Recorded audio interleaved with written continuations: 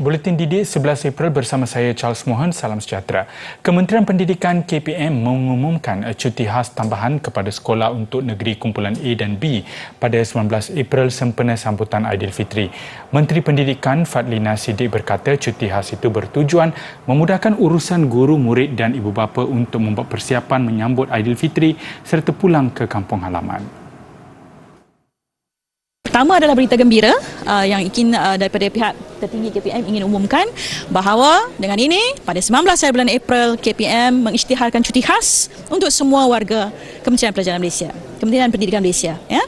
Jadi 19 hari bulan tak ada sekolah.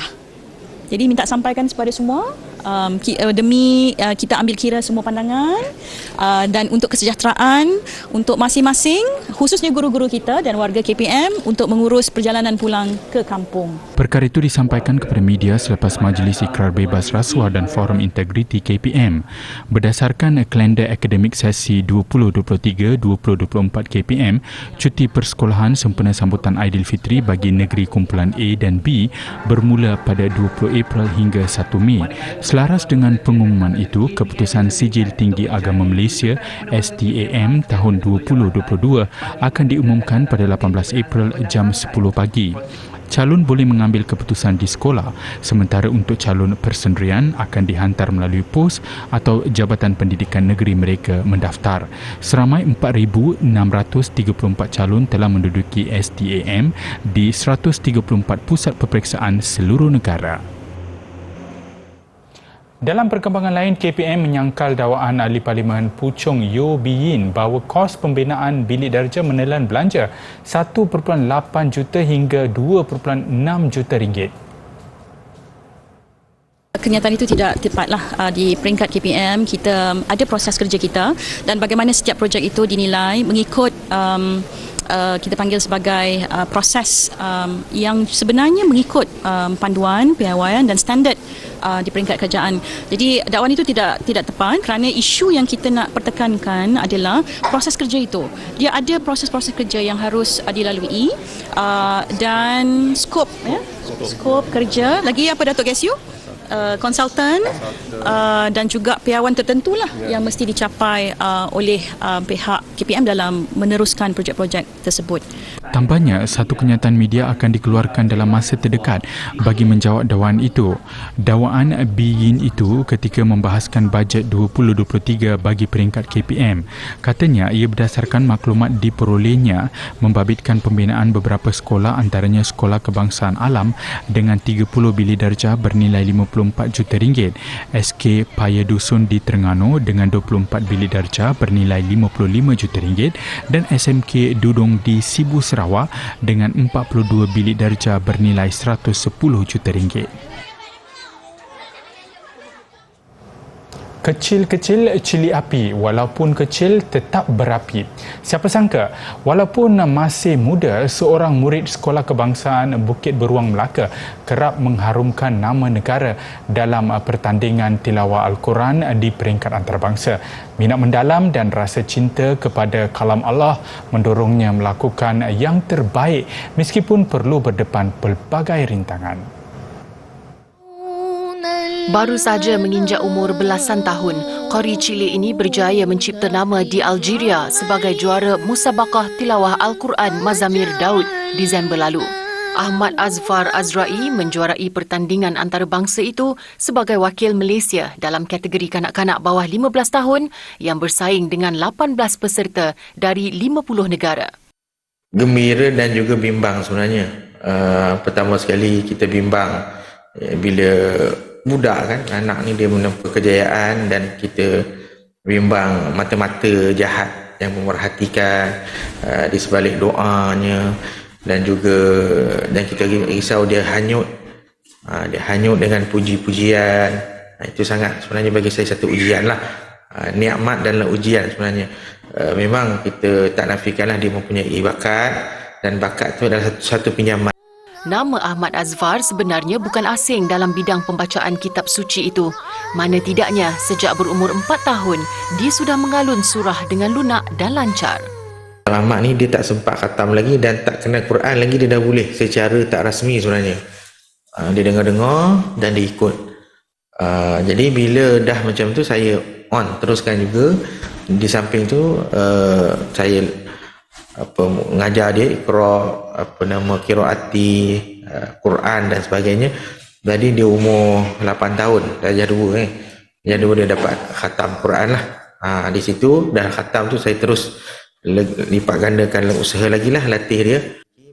Bertugas di SK Bukit Beruang selaku guru pendidikan Islam, Azrai mengakui sebagai bapa perlu banyak bersabar dengan kerenah anak-anak, terutama ketika mengajar mereka mengenai Al-Quran. Tambahnya, sebaik-baiknya pada peringkat awal perlu tanamkan minat mengaji atau belajar Al-Quran sebelum mendalami Al-Quran ke peringkat seterusnya. Malah Azrai berharap kejayaan anaknya itu mampu memberi suntikan motivasi dan inspirasi kepada seluruh rakyat di negara ini. Jadi apa yang dia ada pada zaman kanak-kanak sekarang ni saya harap dapat dicontohi oleh kanak-kanak yang lain. Dan kita, kalau kita nak suburkan bumi Malaysia ini dengan Al-Quran, bukan hanya bacaan biasa, tetapi dengan bacaan beralun, alunan dengan taranum dan sebagainya, supaya anak-anak kita ni dapat lebih penghayatan dalam membaca Al-Quran. Untuk rekod, sebelum mengharumkan nama Malaysia di Algeria, qari cilik ini pernah dinobatkan Johan Majlis Tilawah Al-Quran Sekolah-Sekolah KPM Peringkat Kebangsaan 2021 dan 2022. Ahmad Azfar juga pernah merangkul Johan Ihtifal Kafa Jakim 2021 dan 2022 serta Johan Program Reality Tijan Nur Peringkat Antarabangsa di Qatar bawah 13 tahun 2022.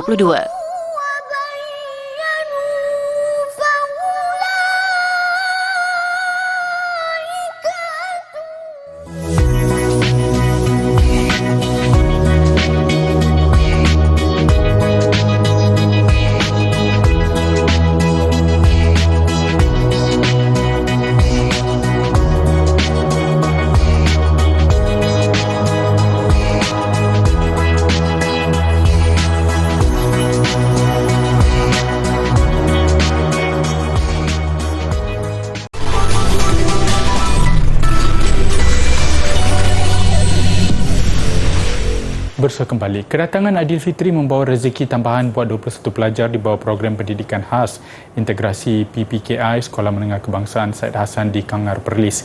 Menerusi projek Kuih Raya PPKI, kumpulan pelajar itu kini tidak menang tangan menyiapkan tempahan 6 jenis kuih raya yang dijual murah cuma RM17 sebalang. 6 jenis kuih raya itu antaranya Almond London, Red Pearl dan Swiss Tart. Menurut Guru Penolong Kanan Pendidikan Khas Azuraliza Zakaria, projek membuat dan menjual kuih raya bermula sejak 2018. Pelajar kefungsian sederhana yang mengusahakannya kini merupakan kumpulan kedua melibatkan pelajar tingkatan 1 hingga 4. Alhamdulillah, kami sambutan amat menggalakkan daripada warga sekolah dan baru-baru ni telah diiklankan kepada GPM. Harapan kami terpaksa tutuplah sebab tak mampu nak buat. Kita mula minggu kedua selepas kita berpuasa. Jadi sampai ini kalau minggu terakhir lah kita akan buat. Mereka dibimbing Guru Kemahiran Pembuatan Roti Hani Marianti Izlin Gerahan. Pada hari-hari biasa, kumpulan pelajar ini terlibat dengan kelas asas masakan iaitu pembuatan roti, pizza dan donat. Pembuatan roti tu kan, jadi macam pembuatan roti pun ada menguli kan. Jadi kita gunakan kemahiran yang ada di bidang yang dia orang dah ada tu, kemahiran tu kita apply ke kemahiran untuk buat kuih lah. Jadi masing-masing memang dah pandai dah, memang dah sentiasa kita buat sepanjang tahun kan. Tempahan yang diterima lebih 300 balang kuih raya. Dalam sehari mereka mampu menghasilkan sekitar 40 balang bagi 3 jenis kuih. Menurut pelajar, ilmu dan kemahiran yang diperoleh dari kelas ini turut digunakan untuk mengambil tempahan kuih raya di rumah. Kat sekolah saya tengok macam saya ambil beban kat sekolah lepas saya buat kat rumah. Ilmu yang cikgu ajar kat sekolah ni? Ya. Adik ambil tempahan lah? Ya. Cikgu buat apa? Sampai lepas tu aku macam-macam. Kat rumah ada tapi bukan selalu lah. Jarang tu. Macam donat. Pelajar PPKI SMK Syed Hassan beberapa kali mengharumkan nama sekolah menerusi kejayaan sukan dan pelbagai projek diusahakan. Antaranya pembuatan roti dan pizza yang mendapat tempahan komuniti luar serta tanaman sawi dan terung yang turut dijual. Kesemua hasil diperoleh turut diberikan kepada pelajar terlibat selain dimasukkan ke dalam tabung PPKI. Di Sabah, kalah atau menang bukan jadi ukuran. Itulah semangat yang ditunjukkan penduduk sebuah kampung di Tawau yang mengikuti pertandingan Pintu Gerbang Raya 2023. Apa yang penting, semangat perpaduan dalam kalangan mereka serta keharmonian yang dihasilkan melalui pertandingan itu. Pertandingan yang dinanti-nantikan oleh masyarakat kampung di Tawau itu menyaksikan keunikan dan kreativiti masing-masing dalam membina gerbang raya di kawasan mereka. Selain memeriahkan suasana Aidilfitri, program kali kedua dianjurkan itu dilihat memberi impak positif dalam mengeratkan perpaduan dan keharmonian di kawasan kampung. Menurut pengurusi penganjur, Asma Kadir, sebanyak 35 kampung telah mengesahkan penyertaan kali ini. Alhamdulillah, hasil daripada pertandingan yang lepas, pertandingan Pintu Gerbang Raya 2022 telah menampakkan banyak impak positif yang diberikan daripada penduduk itu sendiri. Jadi kali ini kita teruskan lagi dan Alhamdulillah penyertaan kali ini telah meningkat. Kalau dulu sebanyak 27 kampung atau 27 kawasan, kali ini telah meningkat sebanyak 35. Menang kalah itu bagi kami, okey.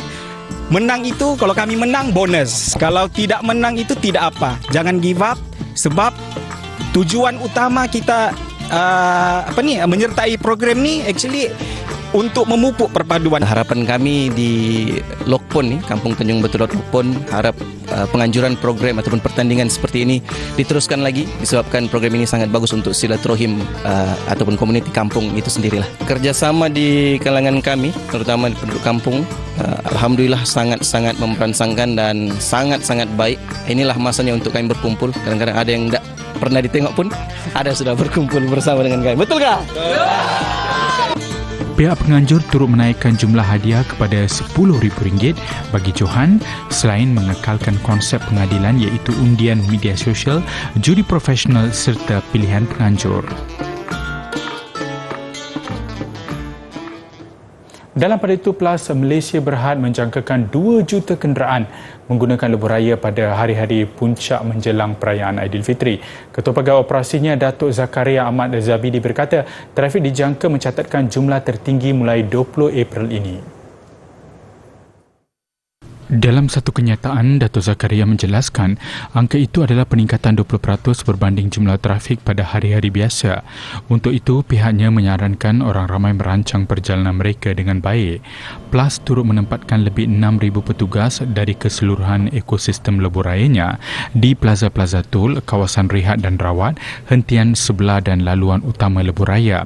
Ia meliputi anggota peronda, pembantu khidmat pelanggan dan penyelia plaza tol, petugas pusat pemantauan trafik TMC, anggota rela dan pasukan bantuan kecemasan ERT.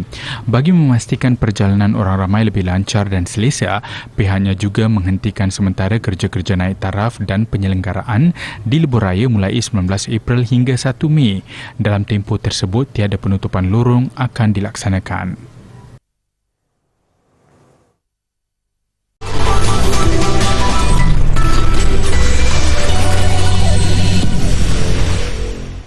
Bersua kembali, program latihan dikenali sebagai Akademi Industri akan dilancarkan di peringkat nasional pada suku ketiga tahun ini. Menteri Ekonomi Rafizi Ramli berkata ia bertujuan meningkatkan kemahiran 100,000 pekerja tempatan bagi memenuhi keperluan industri. Kerajaan juga akan memberikan insentif tertentu untuk memudahkan tenaga-tenaga kerja ini, terutamanya daripada luar kawasan. Selain juga untuk memastikan pensijilan yang lebih mudah itu, memastikan mobilisasi kerja di dalam industri tertentu apabila pekerja-pekerja ini sudah melalui tempoh pekerjaan 18 ke 24 bulan. Tambahnya, sebagai permulaan, Pemuda dan Perbadanan Produktiviti Malaysia MPC akan menjalankan projek rintis membabitkan 10 syarikat besar dalam pelbagai bidang khususnya perkilangan.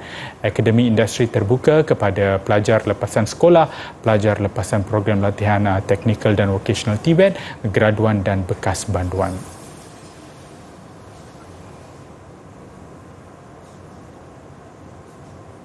Seorang penyelam di Florida, Amerika Syarikat menyembunyikan telur-telur rebus di dasar air untuk menyemarakkan keseronokan tradisi sambutan Easter.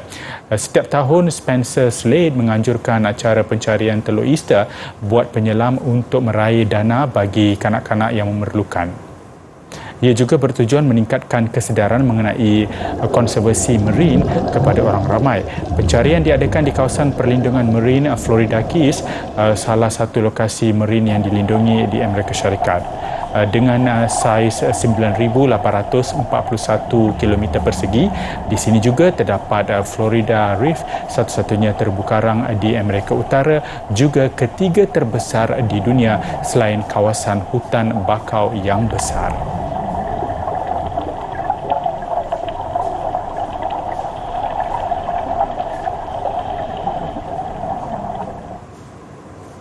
Lebih hebat daripada Jurassic World serta Fast and Furious. Itu yang boleh disimpulkan daripada kejayaan filem Super Mario Brothers yang memecah panggung. Tamat hujung minggu pertama tayangannya, filem animasi itu mencatat $377 juta atau lebih 1.6 bilion ringgit.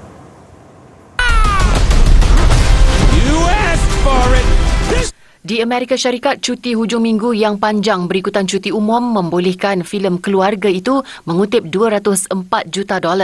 Pencapaian itu jauh lebih tinggi daripada jangkaan awal, malah mengatasi permulaan buat filem-filem besar lain terbitan Universal seperti Jurassic World Dominion serta Fast and Furious 9. Karya yang menelan kos sekitar $100 juta itu dilihat menjadi pilihan terbaik dalam kalangan penonton berkeluarga selepas berbulan-bulan ketiadaan naskah seumpamanya. Super Mario Brothers yang juga mesra kanak-kanak turut mendapat tempat di hati penonton berusia yang membesar dengan watak-watak popular seperti Mario dan Luigi menerusi permainan videonya. I'll do anything for my brother. We're going to save him. Yes! Fire!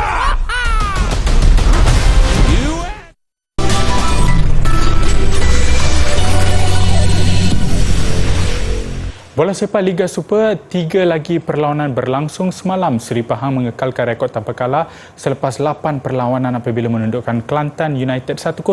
Kemenangan ini membolehkan mereka melonjak ke tangga ketiga. Sabah pula naik ke tangga kelima selepas terikat 1-1 dengan Negeri Sembilan, manakala Kuala Lumpur City catat kemenangan kedua berturut-turut untuk mendaki ke tangga ke-8 selepas menundukkan Perak 1-0. Pertemuan berlangsung di Stadium Darul Makmur Kuantan. Pelawat menampilkan saingan sengit memaksa Pahang terpaksa bekerja keras. 45 minit pertama menyaksikan kedudukan terikat tanpa jaringan.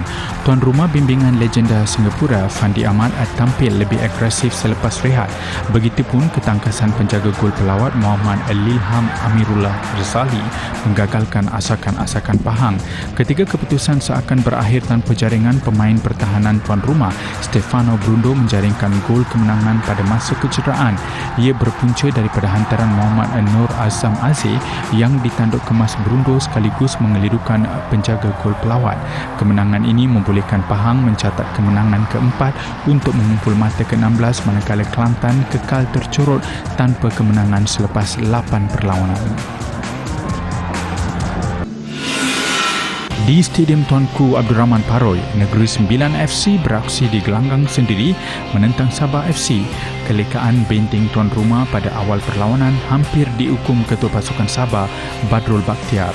Percubaan pertamanya menggegar palang manakala rembatan susulan sedikit tersasar. Tersentak asakan awal pelawat, Negeri Sembilan memperkemas renta. Menerusi sepakan percuma, Tommy Mawad Bada menyempurnakannya untuk menewaskan penjaga gol pelawat Damien Lim. 1-0 pada babak pertama, aksi lebih rancak selepas rehat yang menampilkan penguasaan Sabah. Usaha menyamakan kedudukan berhasil pada minit ke-76 menerusi tandukan pemain Korea Selatan Park Tae-soo yang memanfaatkan hantaran Sadil Ramdhani. Keputusan 1-1 pasti melegakan Sabah yang dikendalikan Dato' Ong Kim Siew selepas tewas 2 kali berturut-turut sebelum ini. Manakala anak-anak buah K. Dewan kekal di tangga ke-9 mengumpul 9 mata. Dalam satu lagi perlawanan, KL City beraksi di arena sendiri di Stadium Bola Sepak Kuala Lumpur Ceras menentang Perak FC. Seimbang pada awal permainan, jaringan pemisah akhirnya hadir pada penghujung separuh masa pertama. Sepakan percuma ketua pasukan KL City, Paulo Josue, yang berjaya dihalang penjaga gol Perak T. Shahishwaran, nyata belum memadai menyelamatkan pasukannya. Sebaliknya, keadaan kelam kabut yang berlaku di depan pintu gol dimanfaatkan Sebastian Avanzini untuk gol kemenangan KL City. Selepas rehat, Perak seharusnya memanfaatkan kesempatan untuk menyamakan kedudukan setelah pemain KL City di Saravanan dibuang padang minit ke-64. Namun peluang itu disia-siakan pasukan bimbingan Dato' Lim Tiong Kim. Kedudukan 1-0 kekal berpihak KL City sehingga tamat perlawanan sekaligus kemenangan kedua buat pasukan kendalian Boyan Hodak. Buat Perak, ini kekalahan kali keempat berturut-turut untuk kekal di tangga ke-11, 3 tangga di belakang KL City. Tumpuan aksi sukan antarabangsa malam ini, saingan tenis ATP Monte Carlo di Perancis. Aksi pusingan pertama menemukan bintang Austria Dominic Thiem menentang jaguh tuan rumah Richard Gasquet. Thiem bekas pemain nombor 3 dunia menampilkan kelas tersendiri untuk menundukkan Gasquet 6-1, 6-4. Pusingan kedua esok, Thiem dijadual berdepan pemain Denmark juga pilihan kedua Olga Rune. Pemain Argentina Diego Schwartzman turut mara ke pusingan kedua selepas menewaskan David Goffin dari Belgium. Berlangsung selama sejam 43 minit, Schwartzman mengesahkan kemaraannya dengan kemenangan straight set 6-4, 6-2. Pada pusingan kedua, Schwartzman, pemain ranking ke-36 dunia, berdepan tugas berat menentang pilihan ke-7 dari Itali, Yannick Sinner.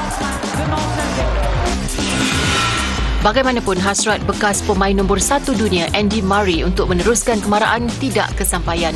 Bintang Britain yang kini berusia 35 tahun tewas mudah kepada pilihan ke-14 dari Australia, Alex de Minaur. Murray yang melakukan kemunculan semula selepas kali terakhir beraksi di Monte Carlo pada 2017 nyata bergelut untuk menampilkan permainan sebenarnya. Dia terpaksa akur menerima kekalahan straight set 1-6, 3-6. Bagi de Minaur, peluang buatnya melangkah lebih jauh apabila berdepan pemain bukan pilihan dari Jerman, Jan Lennart Struff pada pusingan kedua. Paparan umat Islam di Kashmir, India yang menjalani ibadah di bulan Ramadan mengakhiri buletin Didi. Untuk rekod, India bakal mengetepikan China sebagai negara dengan jumlah penduduk tertinggi di dunia dengan sekitar 200 juta daripadanya penduduk Muslim. Saya Charles Mohan, salam hormat dan kita jumpa lagi.